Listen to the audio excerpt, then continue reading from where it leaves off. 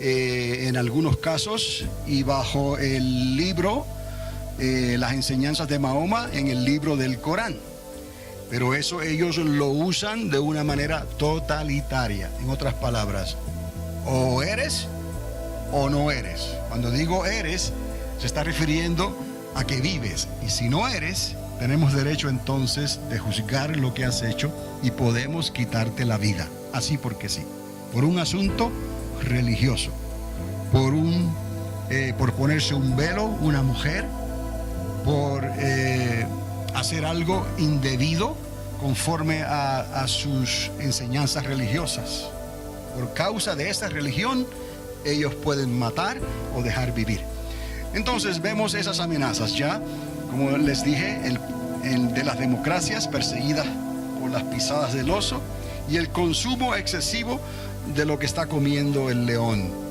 El consumo excesivo de los gobiernos capitalistas. Una receta que invita a un desastre global. Otra vez, esto que está ocurriendo aún hoy en día ya, esos gobiernos democráticos perseguidos por la tensión del terrorismo y también perseguidos por la deuda que hay de trillones de dólares y de euros, están invitando una receta. O sea, tienen una receta que invita a un desastre, mejor dicho, global. Y esa receta que ellos tienen y que ellos tendrán en aquel entonces no querrá incluir al ingrediente esencial. Y quiero que noten aquí esto. Cuando estos gobiernos comiencen a reunirse para tratar de resolver el problema global y la crisis que tienen, hay un ingrediente en esa receta que ellos están buscando que ellos van a dejar a un lado. ¿Cuál es ese ingrediente? A Dios.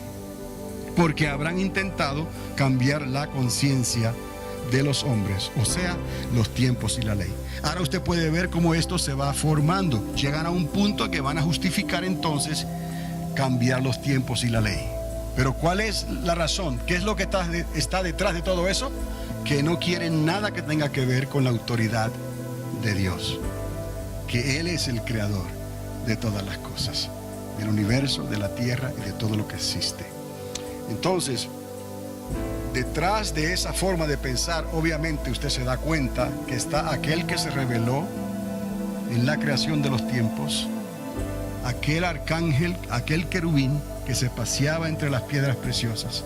Cuando aquel se reveló, cuando aquel trajo división, cuando aquel pudo convencer a una tercera parte de los ángeles de Dios, aquel es el que está detrás de todo esto hoy, o mejor dicho, cuando sea lanzado a esta tierra y se dé cuenta ya que sus días están contados. La cuarta bestia tenía, según la describe Daniel y Apocalipsis, tenía 7 cabezas, tenía 10 cuernos con una diadema en cada uno, que más bien que simbolizar coronas de emperadores, porque es lo que normalmente las diademas trataron de simbolizar y representar, o sea, coronas en los emperadores. Aquí encontramos un detalle más que algunos pasan por alto. Simbolizan lo que se llaman tiaras persas, lo que implicaría amarres. Una tiara persa está amarrada, en lugar de ser una corona sólida, tiene algo amarrado en esa base que la identifica como una tiara. Serían tiaras persas que implicarían amarres religiosos. La palabra griego para diadema, la primera parte de esa palabra es diadé, que significa en el griego atar. De ahí, diadé, de atar. No está hablando tanto como coronas sólidas de los emperadores romanos.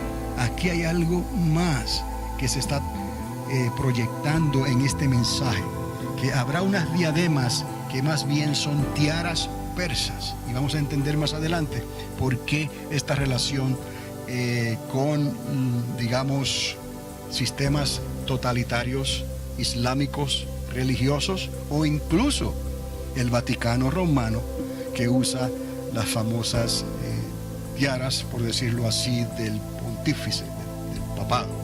Y vemos ahí unos unos ornamentos que son verdaderamente extraordinarios, pero tienen una explicación. Entonces, estos, como estaba diciendo, estas diademas, estos amarres religiosos son llevados por dignatarios religiosos. Y la pregunta que viene es necesaria. En ese tiempo, ¿cuál religión universal logrará perseverar hasta el fin bajo ese tiempo global? La pregunta otra vez, ¿cuál religión universal logrará perseverar hasta el fin bajo ese gobierno global? Y es obviamente entre estas dos, el catolicismo o el islamismo, porque ambas han crecido, ambas han tenido influencia sobre la tierra y ambas se han peleado a muerte en siglos pasados. De hecho, el Islam ha jurado que a la tercera va la vencida. Son dos ocasiones en la historia, en las cruzadas, el islamismo ha sido subyugado, en cierta forma, vencido, y ellos se han jurado que en la tercera va la vencida. Ellos cambiaron un poco la manera de ser asimilados en la sociedad. ¿Cómo lo hicieron?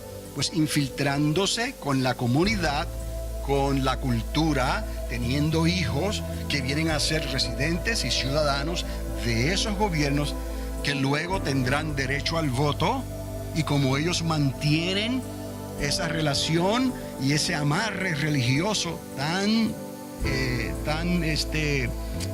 estricto, no son ¿cómo se dice? Elásticos, sino que son rígidos en sus creencias, ¿no? Ellos han logrado mantener esa fidelidad por su fe de generación en generación. Cuando ellos se convierten en ciudadanos, ellos pueden votar y ellos podrán entonces infiltrar o tener voz de alguna manera en esos gobiernos para afectar las decisiones que se toman en los gobiernos, como está ocurriendo ya en Inglaterra, por ejemplo, ¿no? Entonces, ¿qué es lo que ellos quieren lograr también? Traer que sus leyes, sus cortes, su sharia, esa ley que ellos utilizan, pueda ser aceptada dentro de las democracias, dentro de los parlamentos, dentro de la ley de la tierra en Inglaterra, y puedan también ellos juzgar a sus residentes, a sus ciudadanos, usando esas cortes que son diferentes a las constituciones establecidas por regímenes o gobiernos democráticos y republicanos. Estamos hablando de gobiernos totalitarios, de vida o muerte, utilizando entonces el Corán o los dichos del profeta Mahoma. Y es así como ellos han ido avanzando, y a la tercera será la vencida. Entonces, ¿qué está ocurriendo? Que ellos están y han tomado una fuerza genuina, una fuerza enorme y grande sobre toda la tierra. Y es como si fuera inevitable un conflicto final entre el cristianismo católico y el islamismo musulmán. Pero eso está para más adelante. Será un gobierno compuesto por 7 potencias con sus gobernantes, 7 potencias, 7 naciones de peso, como están en Europa, regidas por sistemas capitalistas, con repúblicas democráticas y cristianas. Esta es la verdad. Lo que está viendo aquí el profeta en estas visiones, está viendo ciertos gobiernos que verdaderamente cualifican para estas descripciones. Y no solamente Daniel, sino también Juan en la isla de Patmos con las visiones que él tuvo. Esta cuarta bestia, estas formas de gobierno, sí representan y pueden representar estas formas de gobierno, sistemas de gobierno capitalistas con repúblicas democráticas y cristianas, que es lo que estamos viendo en Europa actualmente. Entonces, serán amenazadas por la influencia constante. Ahí viene el otro lado de la moneda. Estas democracias capitalistas cristianas serán amenazadas por la influencia constante, porque es como, no, esto no se va, Estos están multiplicándose, están siendo asimilados, nos están pisando los talones, por decirlo así. Si las democracias no se cuidan, van a venir estas formas de gobiernos y usando la libertad democrática se van a sentar en el poder. Y luego que están sentados en el poder, entonces cambian a un sistema totalitario. ¿Me explico? Usan la democracia para lograr el poder y luego que están sentados en el poder, entonces demuestran verdaderamente que sus convicciones son convicciones totalitarias. O eres o no eres, blanco y negro. Si no eres como creemos, eres un infidel. Y por causa de esa infidelidad, tenemos el derecho religioso para quitarte la vida. ¿Me explico? Esas cosas ahora muchos están despertando a esa dura realidad. Pero no aquí en este país, de la manera en que ya está afectando Europa. Dinamarca, Inglaterra y algunos lugares en Sudamérica y Centroamérica y aún incluso en México. Son amenazadas por la influencia constante y aterradora de 10 naciones con gobiernos de tendencias totalitarias, que ya les expliqué, viene a representar el islamismo. ¿Cuántos cuernos eran? 10 naciones con gobiernos de tendencias totalitarias. Casi pudiéramos decir Europa contra el Medio Oriente. Ahí estamos ahora tratando de visualizar aquí lo que generalizando entonces lo que significa Europa con sus democracias y sus repúblicas y lo que significa entonces Saudi Arabia y los otros países del Medio Oriente con un islamismo. Europa contra el Medio Oriente está batallando con sus propios problemas internos de gobierno y finanzas. Es cierto, Europa ya está batallando con problemas internos, pero imagínense más adelante cómo va a desenvolverse todo este problema o toda esta situación. Problemas internos de gobierno y finanzas, además de la ley islámica Sharia, que le estará pisando los talones, que eso es lo que le está pisando los talones al Parlamento inglés ahora mismo. Y en Canadá ya han ocurrido algunos casos donde el padre le quita la vida a su propia hija porque ella hizo algo indebido que no era conforme a lo escrito en el Corán, por ejemplo. Y conforme a la ley Sharia, el padre tiene la autoridad, porque ellos lo ven que él le dio la vida y él se la puede quitar. Entonces el padre tiene la libertad para quitarle la vida a su hija, en este caso legalmente. ¿Cuál es la corte? La corte de la ley Sharia. Entonces sus representantes, sus intérpretes estarían de acuerdo con esa acción y el caso se cierra y cada cual sigue por su lado. Pero esa víctima perdió la vida en todo esto. Ahora imagínense trayendo esta ley a las Cortes Supremas de la nación. Puede ser perturbante, ¿no? Pues ya está siendo perturbante en Inglaterra y en algunos otros países. Recuerde eso, que ellos dijeron a la tercera va la vencida. ¿Cómo ellos están logrando esa tercera? Primeramente infiltrándose con sus hijos y generaciones para que tengan representación en los gobiernos y poder así eventualmente entrar y sentarse en la silla gubernamental. Y ya entonces será diferente. Durante esos 3,5 años finales, como les había dicho antes, ni Israel ni la Iglesia de Cristo estaremos envueltos con este gobierno global. Ahora, de las 7 cabezas principales de gobierno, 5 pierden el poder. Eso lo vemos en esos capítulos. 7 cabezas principales son de gobierno, ya lo entendemos. 5 pierden el poder a causa de esos problemas internos. De esas 7, 2 naciones europeas principales quedan con poder. ¿Recuerdan? Dice la palabra, eran 7, cayeron 5 pierden el poder, quedan 2. Pero de esas 2, solo a una se le dará el liderazgo. Eran 7, cayeron 5, quedan 2. Una es, dice la Escritura, y la otra se manifestará más adelante, pero es de las mismas 7 cabezas. ¿Qué es lo que está ocurriendo aquí? Que a una de esas dos se le da el liderazgo, pero a la otra cabeza va a tener que esperar su momento. Y digo milagroso porque solo un milagro la podrá salvar. Y ahí es donde se va preparando el escenario para ese atentado, para ese asesinato, donde el falso profeta eventualmente va a tomar parte en la resurrección o en la sanación o la sanidad de esa cabeza gubernamental que fue herida de muerte. Y esto ya le está recordando a usted los estudios que hemos tenido anteriormente, de cuándo llega ese momento en que comienza este gobierno a tomar forma, pero ya una forma dictatorial, que va a venir más adelante. Esa otra cabeza tendrá que esperar su momento. Esta última cabeza de las 7, su líder sufrirá un intento de asesinato fatal. Y ahora estoy repitiendo otra vez. Un intento de asesinato fatal, pero milagrosamente será vuelto a la vida.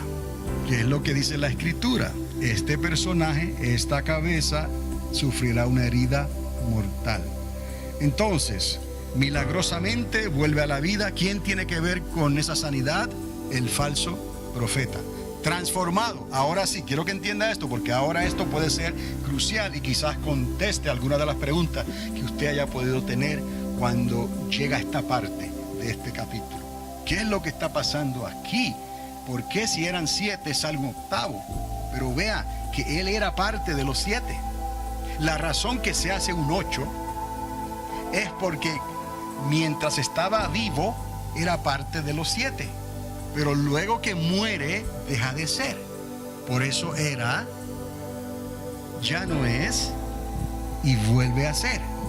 Pero no vuelve a ser como el 7, vuelve a ser como el 8. ¿Está entendiendo? Eran 7, cayeron 5, quedan 2, uno sigue el liderazgo, y probablemente estamos hablando del mismo lugar en Europa, porque el otro tiene que esperar. Ese otro sufrirá un atentado fatal, que entonces otro personaje que está tipificado por esa otra bestia con 2 cuernos que sale de la tierra, hará algo posiblemente mágico, posiblemente tratando de engañar a las masas, quizás invocando dioses paganos. El asunto es que esa cabeza, ese personaje gubernamental que murió, es vuelto a la vida, pero no puede volver ya como uno de los 7. Él era de los 7, pero ahora es transformado, y esa transformación lo hace el octavo rey, o el número 8. ¿Estamos entendiendo? Ok, pues eso en realidad explica claramente lo que muchos no han podido quizás ver claramente, y responder a quién es ese personaje enigmático, el número 8. Y cuando se recuerda de esos datos y regresa a Daniel, se da cuenta que ya en el libro de Daniel se habían mencionado esos 10, ¿no? Y luego venía otro, eran 11, y luego se le restaban ¿quién? 3. ¿Cuánto es 11 menos 3? 8. Lo único que Daniel no menciona al 8. Juan menciona al 8. Y la forma que lo menciona en el griego es el octavo rey. Por eso les hablé de aquel famoso y primer emperador del antiguo imperio romano, Octavio Augusto César. Ok. Transformado es, que ya no es el 7, y después de esta aparente resurrección, se transforma en el hombre más aclamado de la tierra, el octavo rey, tal como un Octavio Augusto César y el último anticristo. Ahora, este octavo rey, que vivía como el número 7, pero luego dejó de ser, murió, y ahora por un poco de tiempo volverá a reinar, resucita como el número 8. Ahí está la explicación. cómo se convierte un 7 en un 8. El 7 tiene que dejar de ser 7 para darle lugar al 8. El 7 murió y resucitó. Fue transformado, fue vuelto a la vida, como bien claro dice la Escritura. Y ahora viene como el 8. Se convertiría entonces ese Octavio Rey en el comandante en jefe del nuevo orden global. Y bajo su mando, al final, estarían 10 naciones con sus gobiernos totalitarios islámicos representados con sus tiaras persas. De ahí, ahora son islámicos representados y conectados a los persas, obviamente, porque es una forma de gobierno totalitaria. Ellos se llaman Irán, por ejemplo, la República Islámica. ¿Qué ellos hacen? Ellos son completamente opuestos, diferentes al cristianismo. Ellos tienen sus propios libros religiosos y ellos esperan a su propio Mesías islámico. Entonces, esto no se queda así, porque bajo el mando de este Octavio Rey, al final de los tiempos, recuerde que esto va a ocurrir más bien al final de los 3 años y medio, estarán esas 10 naciones con sus gobiernos islámicos trayendo a toda Europa y al resto del mundo bajo sus pies. Y dice la Escritura, y ahí les di el versículo en Apocalipsis 17:16, que destruirán a esa famosa ramera, destruirán a esa Babilonia, la gran ciudad. Estamos hablando de ese sistema capitalista, ¿no? De esas democracias, de esos cristianos que gobernaron por cierto tiempo hasta que hubo una crisis interna donde este Octavio Rey tuvo